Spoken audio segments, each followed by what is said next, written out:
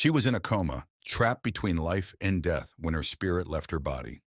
In the void, she encountered her grandmother's spirit, who revealed a secret so shocking it changed everything. Witness her incredible journey and the life-altering message from the other side. Nearly 3 years ago, I was diagnosed with idiopathic anaphylaxis, an autoimmune condition. That is to say, I experience anaphylaxis and anaphylactic shock without being seriously allergic to anything. It's caused by a flaw in my immune system. On several occasions, this ailment has rendered me seriously unwell. During 3 episodes of anaphylactic shock in 2014, I felt my spirit leave my body and experienced 3 near-death experiences, each of which was a continuation of the one before. Thank you for giving me the opportunity to share this experience with you. My narrative begins in the intensive care unit, where I am in a coma and on a ventilator. I feel strangely light and find myself in the backseat of a car.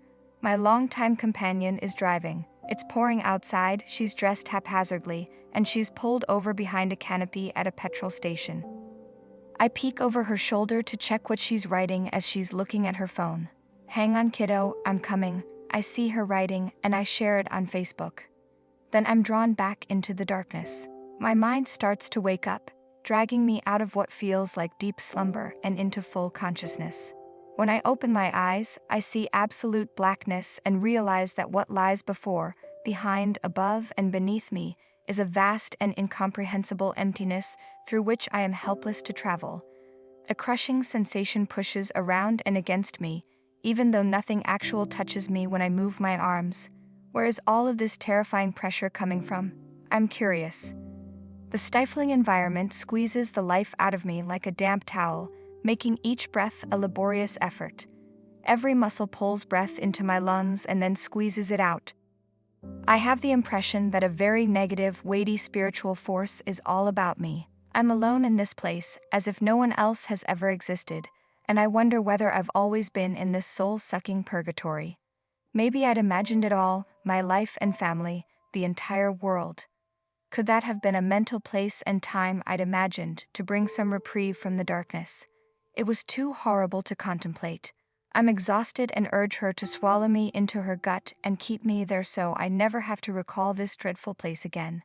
She hears my cries and plunges my conscious mind into darkness, thankfully leaving me utterly unconscious. The break from the void appears to be fleeting as I awaken in this dreadful place, begging for even a sliver of light, anything to assist me figure out where I am. I'm sure it's not hell, but knowing that doesn't make me feel any better. How long have I been trapped in this never-ending abyss? Every minute here is both a second and an eternity at the same time. If the life I remember was genuine and I could go back in time, I'd live differently. I'm going to embrace my days with fire and delight, rather than allowing them to pass me by as if they weren't a gift. I ask the same questions every time I rise from the sleeping quicksand. What am I doing here, and why am I here? What happened to everyone? I'm perplexed, searching my head for answers to my problems. Perhaps I should try to relocate, but how and where?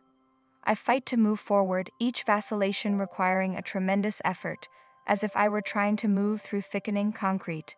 It's as if invisible forces are keeping me in place. The labor is so exhausting and hard that deep sleep, in her compassion, takes me in her arms and comforts me. After what feels like an eternity, something finally shifts. I've passed through the vacuum and am now on the other side of what appears to be a barrier. I approach the partition and stare through, sensing that I'm floating. My corporeal body is lying in a hospital bed. How am I able to be both there and here at the same time? The wall doesn't budge, but as I get closer, the scene on the other side grows clearer. My body is intertwined with wires and tubes. Oh, I'm sure I'm sick. I'm encouraged by this realization. It wasn't a dream. I hadn't been hallucinating. I can see my daughter standing by my bed if I squint. A ventilator pumps and churns behind her to her right. What's the matter with me? Why am I in the intensive care unit? My adult child is stationed in front of the life-sustaining machine, and a deep and profound need fills me. I need to touch her, to wrap my arms around her and make all of this go away. I can sense and hear her thoughts, and I know that, Despite her outward strength, she is terrified and anxious. My hands reach for her instinctively, but are halted by the terrible wall. I pound it with my fists, but it defies me and refuses to budge. What exactly is going on? Why am I trapped outside of my physical body, and why can't I get back in? I know what I'm going to do. For the first time, my mind is racing with anticipation. I need to try to rouse my body. Why hadn't I thought of it sooner? It was so simple. I try to wake her, to will her eyes open, focusing all of my attention on myself in bed. Nothing occurs. She lays immobile, ignoring my efforts. Come on, let's go. Why is this not working? Perhaps I should start simple, by getting her to move her finger. I concentrate my efforts on her hand. Penny, just a little wiggle and you'll be okay. Oh no, nothing has changed. The room is futile. My battle against the unseen vacuum is a waste of time. I'm being sucked back into the callous, apathetic void. Time passes unnoticed. I've been here how long? Just one day? Is it a week? The emptiness has no pity on me as it grips me. I close my eyes hard, open them, and find myself at the membrane that separates the emptiness from the hospital room. The sense of relief that comes from being near to the physical world is tremendous. This time, however, things are different. The wall is throbbing, almost as if it were breathing. As I get closer, I break past the airy barrier and float above my corporeal body. She lies immobile, hooked up to sensors and a ventilator, her body as lifeless as the blankets that cover it. The scene in the hospital dims after only a few seconds, and I'm drawn back into the darkness. The vacuum feels heavier. The strain on my chest makes getting air into my lungs harder. I recall that I don't need to breathe because the ventilator is doing it for me. Something is still pulling me to breathe and exhale, to reunite my spirit with the me who is in the hospital. It's exhausting, like attempting to swim while holding cement blocks to my limbs. I keep pushing forward, trying to find the membrane. Why can't I go back to the life I used to have? Observing my physical body from my helpless vantage point in the upper right corner isn't enough. I want to either wake up in my body or remain in a deep sleep, never knowing what it's like to be in the emptiness again. How long can this cycle go on? While mourning my circumstances and wishing for another opportunity at life, it occurs to me that the blank is a place I have created for myself. An emblem of my apathy, a representation of the wall I'd spent my entire life erecting. It was built with bricks I'd constructed to keep others out and my emotions in. A barrier I'd erected myself, brick by brick, with each hurt I'd endured. My attempts to shield myself had made me less real, less vulnerable, less joyous, and as impenetrable as the coma I was in. My physical self in the ICU had no idea she was on the verge of losing everything. When I realized the nothingness was a prison of my own making, it exploded with a resounding boom. A dazzling light shone in front of me. The blackness remained, but it was now behind and beneath me, pushed back and down by the blazing light. I was being drawn into the embrace of a glorious spirit, as though by a powerful magnet. Is it true that I'm finally being rescued from this hellhole? Oh, please let it be so. The spirit, bold and decked in light, clutched me to her breast.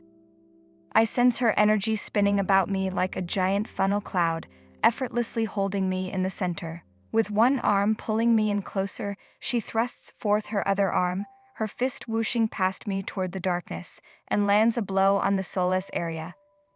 The emptiness explodes, and the fragments fly around us, attempting but failing to enter her tornado of energy. As the shards collide with her light, the dazzling glow repels them, sending them to a place I'm glad I don't know about.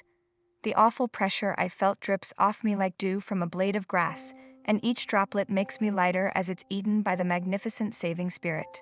Looking up, I see my champion's face. Her features are delicate and feminine, her eyes a dazzling emerald, returning my glance and understanding me totally. Our spirits converge, like two rivers meeting and merging to become the sea. She's familiar to me, but when I attempt to remember how I knew her, it fades away like a dream that hides in the nooks and crannies of your mind, defying discovery. I press on, consumed by a strong need to recall how this spirit is known to me.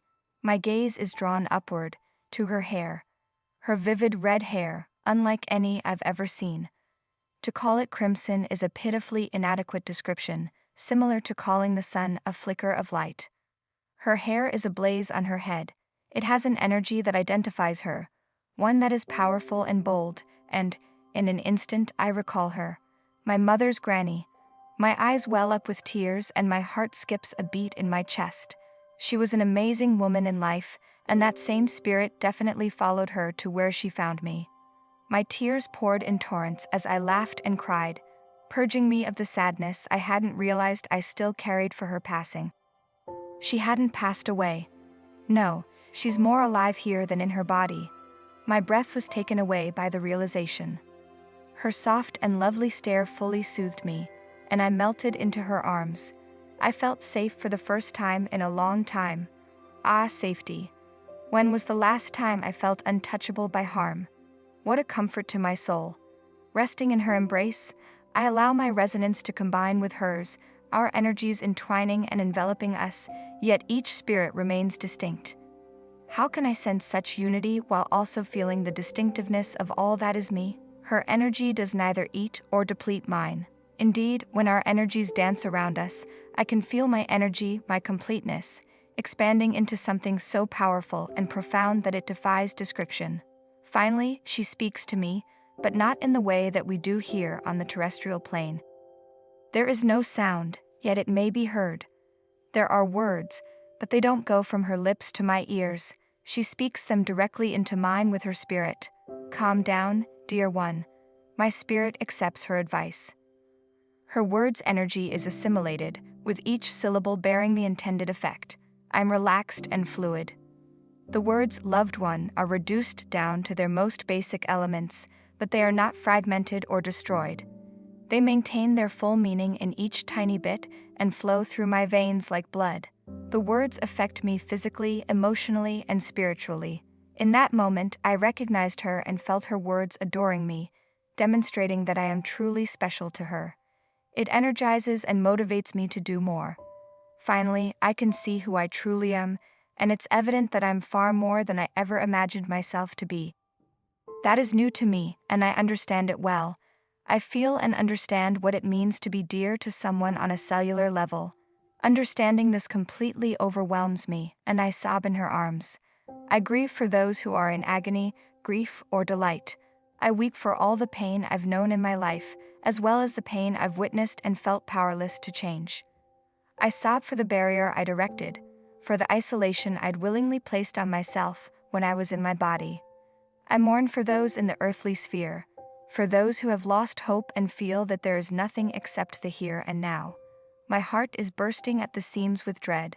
What if they were correct, and the nothingness was my eternal existence? Do you want to spend your entire life lying in a condition of nothingness? I scream, scared at the prospect of being swallowed by the deep sleep that I once thought was a relief. Shish, dear one, everything is okay. Her words draw me away from the dreadful memories of the empty spot that had been my holding cell until lately.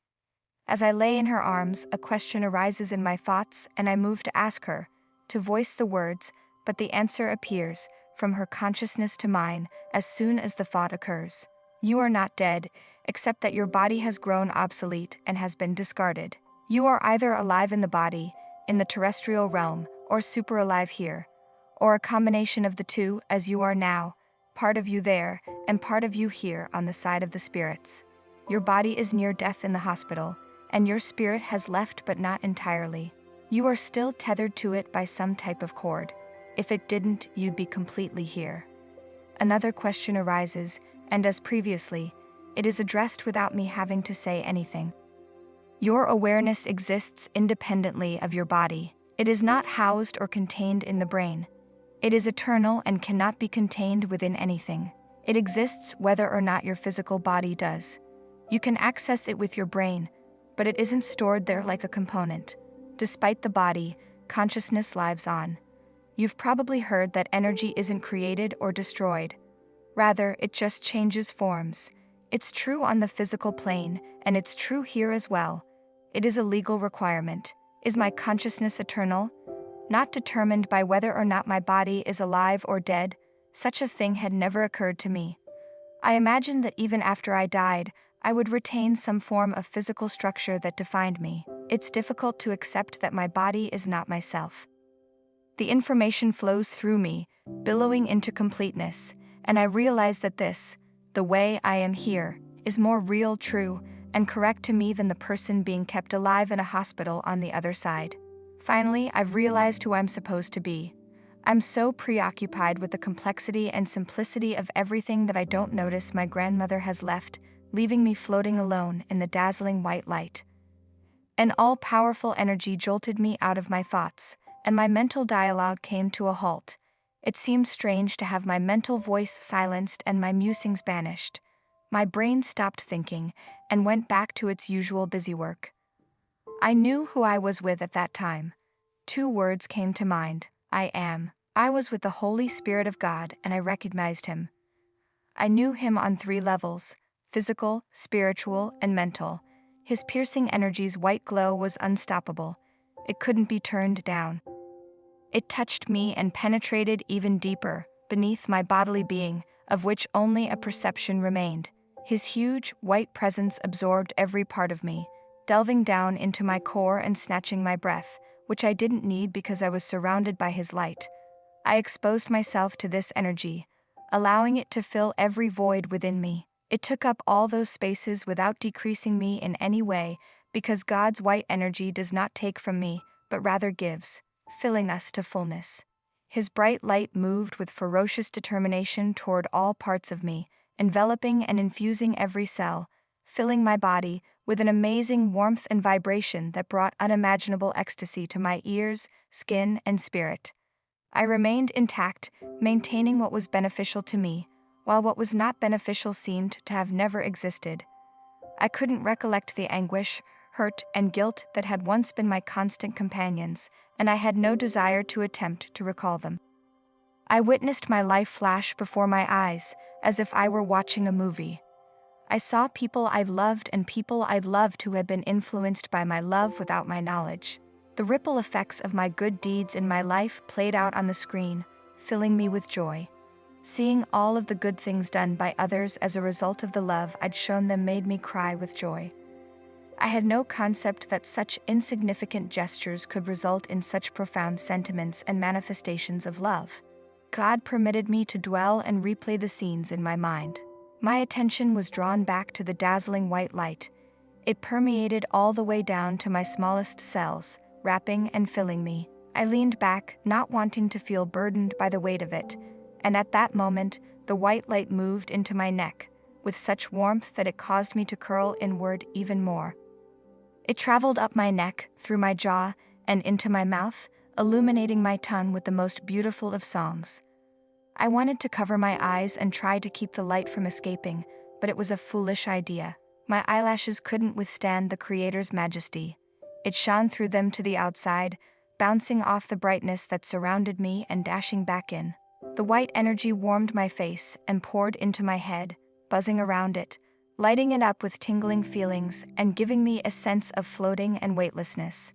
The light then began to infiltrate each curve of my brain, pouring through as if it were a vast, twisting river, igniting previously dormant sections of my mind and instilling within me a wisdom that made everything apparent.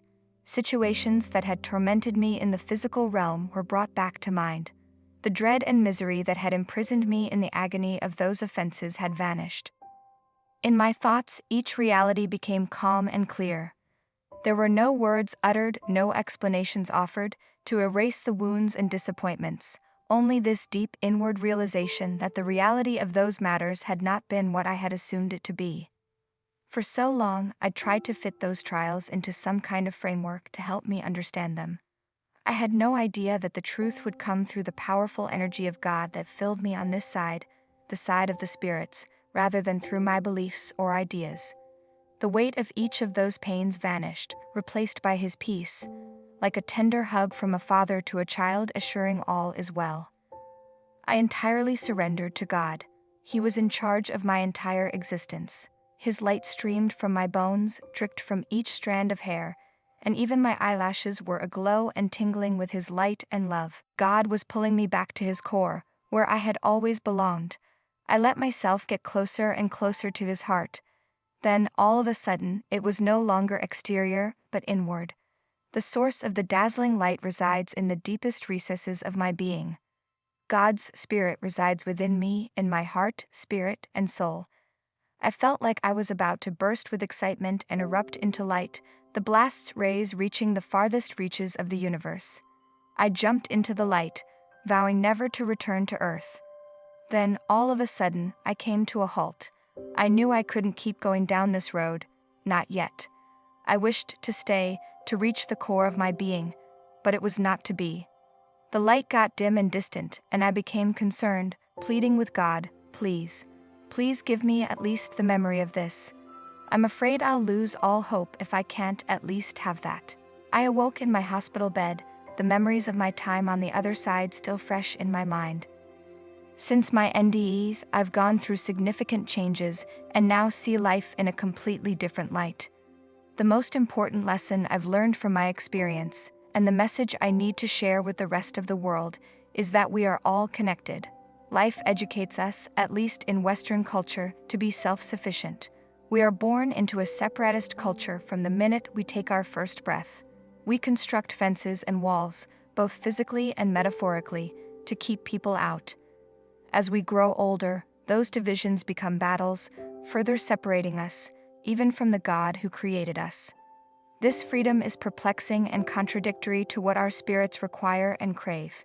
It forces us to wrestle with our very essence for the rest of our lives, becoming the source of all conflict. If we are to make a genuine difference as God's children, we must first recognize that we are all connected by our Creator. After my NDE, I had a better knowledge of the strength and power that our Creator has given unto every one of us. Need to sit passively by, staring up at the sky, waiting for God to solve the world's problems. He's right here among us. He gives us His love so that we can work together to finish the duty of caring for one another. This information has provided me with a sense of calm. Worry no longer makes sense to me because I know that if we choose God's love, everything works out for our good. I'm less quick to anger and less easily hurt. Why should I be upset or angry? I feel compassion when someone wrongs me. I walk higher now, and my grin is no longer a mask I wear. When I talk, I try to remember God's love and temper my words so that they don't hurt others. Thank you, God, for allowing me to spend time in both the nothingness and the light. I finally feel real. I'm running toward love and away from fear. The walls have crumbled and I stand on the ruins, ready to fulfill God's big and wonderful plan for my life.